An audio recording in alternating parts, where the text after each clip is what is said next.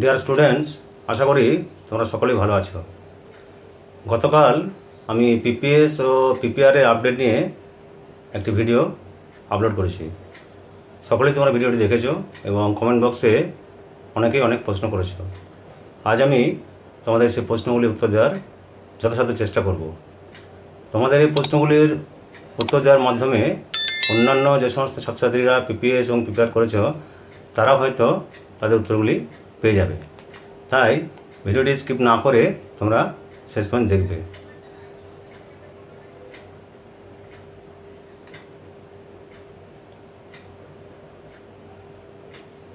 বিশ্বদীপ সেন, তুমি প্রশ্ন করেছ, স্যার আমি মাধ্যমিকে 419 পেয়েছি, আমার কি ফার্স্ট ডিভিশন হয়ে যেতে পারে?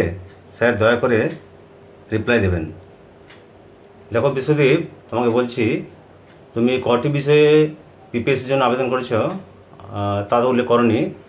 যদি 2-3টি বিষয় বা তার থেকে বেশি বিষয়ে তুমি পিপিএসসির জন্য আবেদন করে থাকো তাহলে আশা করছি 1-2 নম্বর তোমার অবশ্যই বাড়বে। তুমি আশা রাখতে পারো তোমার ফার্স্ট ডিভিশনটা হয়ে যাবে। পরের প্রশ্ন রয়েছে জয়দেব সাহু। জয়দেব, তুমি লিখেছ আমরা সবাই মিলে আমাদের মুখ্যমন্ত্রীর নাম লিখেছ, তার সঙ্গে দেখা করতে যাওয়া হোক। এটি হলো শিক্ষা দপ্তরের বিষয়। তো তোমাদের যদি সেরকম কোনো প্রশ্ন থাকে তোমরা শিক্ষা দপ্তরের সঙ্গে যোগাযোগ করে তোমাদের প্রশ্নের উত্তর জানতে চাইতে পারো। পরের প্রশ্নটি রয়েছে সুদীপ ঘোষ। হ্যাঁ স্যার, অনেক ভুল হয়েছে। দেখো, শিক্ষক মহাশয়দের কেয়ারলেস মনোভাবের ফলে অনেক ছাত্রছাত্রীর নাম্বার কিন্তু গোলমাল হয়েছে। কালকে ভিডিও তোমরা নিশ্চয়ই দেখেছো যে ছাত্রের রেজাল্টটি আমি তোমাদেরকে দেখিয়েছি সে কিন্তু মোটেই পাস করা অযোগ্য নয়। প্রজেক্ট ছাড়াও প্রত্যেকটি বিষয়ে তার নাম্বার কিন্তু 15 থেকে বেশি আছে। শুধু ইতিহাস বিষয়ে 4 নম্বর হয়েছে।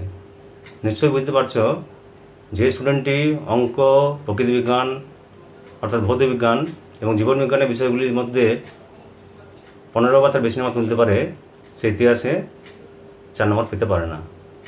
তাই এটি শিক্ষক মহাশয়দের ভুল বলে ধরে নিতে পারো। এটি হলো তোমার প্রশ্নের উত্তর। পরের প্রশ্ন রয়েছে রণজিৎ মাঝি। তুমি লিখেছ, স্যার আমি ইংলিশে 12 পেয়েছি, পিপিআরে আবেদন করেছি, আমি কি পাস করব? রঞ্জিত, তোমাকে বলছি তুমি একটু ধৈর্য ধরো। পিপিএস রেজাল্ট আউট হলেই বিষয়টি পরিষ্কার হয়ে যাবে। আশা করছি তোমার নাম্বার অবশ্যই বাড়বে এবং তুমি পাস হয়ে যাবে। রূপসা সান্যাল, তুমি লিখেছ, স্যার কবে আউট হবে রেজাল্ট? দেখো, গত বছর পিপিএস পিপিআর আবেদনের শেষ তারিখ থেকে 1 মাস 1 দিন অর্থাৎ 2025 সালে 17 মে ছিল পিপিএস পিপিআর আবেদনের লাস্ট ডেট এবং তার রেজাল্ট আউট হয়েছিল 18 জুন। এবছর অর্থাৎ 2026 সালে তোমাদের পিপিএস পিপিআর আবেদনের লাস্ট ডেট ছিল 22 মে। তাই তোমরা আশা করতে পারো 22 জুন বা তার আশপাশ তোমাদের রেজাল্ট আউট হয়ে যাবে। পরের প্রশ্ন হয়েছে অরিজিৎ ঘোষ। স্যার পিপিএস করেছি, নম্বর কি বাড়বে?